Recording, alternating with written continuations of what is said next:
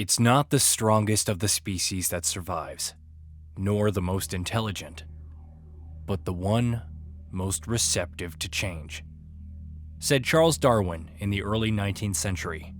Evolution is a question that's occupied humanity for decades, but Darwin's theory of natural selection would lead to an altogether different movement, one by his half-cousin, no less, Eugenics, modifying the human gene on a large scale for the sake of creating something superior. Ultimately, eugenics went nowhere, but that didn't stop it from influencing three key figures: Oswell E. Spencer, Edward Ashford, and James Marcus. They would found a company that would change the face of humanity forever: Umbrella. United in philosophy. World domination wasn't on the original manifesto, however. It began with simple curiosity. Let's start with Oswell E. Spencer, born into a wealthy family. While he sought pleasure in collecting priceless art and hunting, his studies revolved around eugenics and literature, specifically the Natural History Conspectus by Henry Travis. His interest in the encyclopedia would fundamentally change his life, not that he knew it. Instead, it was World War II that seemingly impacted Spencer's life the most. Following its resolution, he entered university for further studies, and that marked his first encounter with Ashford and Marcus. One was an heir, apparently fascinated by eugenics and similarly enamored with a flower known as the Sonnentreppe, or Stairway to the Sun, which Travis described in his book as a source of great power. Its existence and Travis's other adventures were considered little more than fiction, but the seed of curiosity took root and only served to grow. James Marcus, on the other hand, is an enigma. Nothing is known about his childhood or what led him to the university, but he discovered kindred spirits in Spencer and Ashford, having also taken an interest in the mystical flower. Of course, there was another individual who played a pivotal role in all of this, and it was purely by accident. During a hiking trip in Europe, Spencer would end up lost and seemingly left to die in the cold. It was Miranda, the leader of the titular village from Resident Evil Village, who saved him. He would learn about the mold, the fungal root that was at its core, and how it could be used on grand scale. Miranda wasn't interested in that, however. She had her own plan to enact. And as Spencer left, a symbol of the village's 4 houses would stay with him, forming the basis for his own organization. While impressed by the mold, Spencer decided that it ultimately wasn't enough for what he had in mind. Ultimately, his goal was to evolve the human race through bioengineering. The ideal path? Virology. His friendship with Marcus and Ashford would evolve into a close-knit circle, one which also saw the addition of Dr. Beardsley, located on Gadwell Island, and French Comte Henry. Umbrella Pharmaceuticals wasn't an official corporation. Not yet, but this essentially marked its beginnings. The progenitor. However, with little avenue to advance his research, Spencer returned to the good old Natural History Conspectus. Choosing to believe Spencer's faith in the encyclopedia, Marcus and Brendan Bailey, a protege and friend of the former, ventured with him to West Africa to seek out the Nindapaya, an ancient tribe that used the flower for their rituals. Despite being fatal, those who sought to rule over the tribe would ultimately have to consume it. With little more than a hypothesis, the trio discovered the Nindapaya and the flowers in question in the Garden of the Sun. By returning with samples and studying them further in 1967, they found the progenitor. This retrovirus has seemingly existed for a long time, but it was seemingly capable of magic, repairing dead cells. As such, it could offer more than just revival, it could effectively reshape life. All it would require is time, resources, and most importantly, control. The most illusory of the phenomena, but that didn't stop the trio.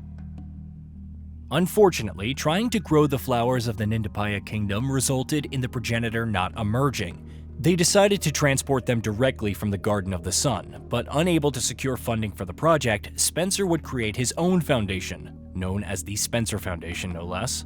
With the progenitor in hand and the Garden of the Sun at their disposal, the group was set. They just had to deal with the virus's overwhelming fatality rate. As a result, it expanded experimentation worldwide, with each member having their own jurisdiction. Thus, Umbrella Pharmaceuticals was formally established. Spencer had the Arklay laboratory, located in the United States, with an estate built to cover up its existence. Marcus had his own laboratory within the newly created Umbrella Executive Training School in the same mountains. Ashford relied on his own estate in Britain, working alongside Alexander, his son. Beardsley would establish a facility on Oswell Island, while Christine Henry, daughter of Lord Henry, who mysteriously died in 1993, would run the laboratory beneath the family's Loire castle. The latter would serve as a site for William Birkin's own research, before it was moved to the Umbrella Underground Laboratory, known as NEST, located in the Arklay Mountains. Umbrella would create modified strains of the virus, but it still served as a potent bioweapon for the US government, who were more than happy to approve of its fatal reactions. After kidnapping architect George Trevor, whose company was responsible for building Spencer Estate, and leaving him to die, Oswell experimented on his wife, Jessica, and daughter, Lisa. The latter somehow withstood the progenitor and mutated as a result, creating the Type B strain, and the first real success for the project, if you could call it that. Lisa was confined and left to rot, and Umbrella's course to experimenting on a larger scale was truly underway. The Arklay era. Over the years, the company produced multiple different strains of the progenitor, which would eventually be known as the tyrant virus or a T-virus. The idea was to infect and kill massive populations. The problem is that it was a little too good at killing, which meant the infection rate wasn't up to standard. So instead, it shifted to something far more horrific, highly aggressive, cannibalistic beings that could spread the virus and also prove immensely durable. Zombies, if you will. It wouldn't be long before Umbrella had a chance to effectively test it out, and once again, it was all accidental. An outbreak occurred on Oswell Island, infecting a large portion of the population and necessitating the military. What should have been an international incident was subsequently covered up by Umbrella, and because of the company's influence, the survivors remained silent about what actually transpired. Beardsley would die due to unknown circumstances, though they may have been more obvious than he would think. Because despite his outward appearance as a cold, calculating individual, Oswell Spencer was paranoid and distrustful, afraid that his once friends would betray him. It ultimately resulted in the death of Edward Ashford in a lab accident after he was infected by the T-virus. His next goal was to separate Marcus and Bailey. With how much the project had scaled up, it was necessary to gather more progenitor flowers to meet production. Using mercenaries to forcefully relocate the Nindapaya, Umbrella took control of the garden, and Bailey was left behind to maintain it. He would slowly grow more manic, increasing the size of the facility, firing and murdering workers, and fighting off the Nindapaya with new Umbrella security service. Meanwhile, Spencer made a new friend, Dr. Wesker, a real piece of work who believed in the progenitor's power, but believed that only a select few, the Übermenschen, could be trusted with it. As a result, Umbrella began Project W, kidnapping people by the hundreds and educating them to become Spencer's long-sought-after superior race of human beings. It was through the scale of bioweapons that the project was funded, and each one would receive the last name Wesker. However, Marcus had no interest in this or the students, conducting experiments on animals and trying to effectively crack the progenitor's code. Two individuals impressed him, though: Albert Wesker and William Birkin, both considered prodigies. By 1977, he created a stable T-virus strain using leech DNA, which could result in powerful bioweapons. The effects on animals weren't enough. He wanted other subjects, human subjects, and with hundreds close by, how could he possibly resist? To say that his methods were barbaric would be too kind. The fact that these were first infected and then cruelly restrained to observe them proved that Marcus had gone off the deep end. A few students managed to effectively escape by being transferred out of the school. These included Wesker and Birkin, who were sent to Arklay Laboratory beneath Spencer Estate. It only made sense that Marcus would become paranoid of Spencer. By the late 1970s, Umbrella officially closed the school and its lab, but Marcus continued. While he thought that he could curry favor from the board of executive directors with his research, Spencer took a more direct approach this time, sending in the Umbrella Security Service in 1988 and killing Marcus. To make matters worse, Birkin and Wesker, once his prized assistants, were among them. Umbrella's expansion. Marcus's body was disposed of in the river, his death covered up as a dismissal. Of course, this wouldn't be the last that a select few would see of him, but that's a story for another time, and another pair of unlikely heroes. As for Bailey, he would successfully learn the optimal conditions for producing the progenitor from the flower. This success was quickly interrupted by news of Marcus's death and the facility's sudden closure. Bailey was effectively finished, and now that Spencer had control of Umbrella, there was nothing to be done. So Bailey took the next most natural step of a man with nothing to lose. He got in touch with some old friends and created the Connections, a criminal organization that sold bioweapons. In his own way, he effectively opposed Umbrella, but, as you might guess, we wouldn't really learn about the group until much later. Spencer was the last one standing, and seemingly nothing could stop him. Granted, there was still the likes of Alexander Ashford and Milena Beardsley, but Umbrella's growth skyrocketed. Arklay served as the main base for Umbrella USA, but Umbrella Europe also formed in the 80s. Relations between the two were far from friendly, however, and the latter created the Nemesis Project. Of course, Umbrella USA would improve and enhance the T-virus over time, courtesy of Birkin's leadership at Arklay. Thanks to his genius, the company essentially created monsters before focusing on the tyrants. This time, it wanted powerful bioweapons with their own intelligence, channeling the superhuman characteristics of the T-virus and reigning in the aggression. Umbrella's expansion continued as it established the Umbrella Biohazard Countermeasure Service and the Umbrella Intelligence Division alongside the Security Service.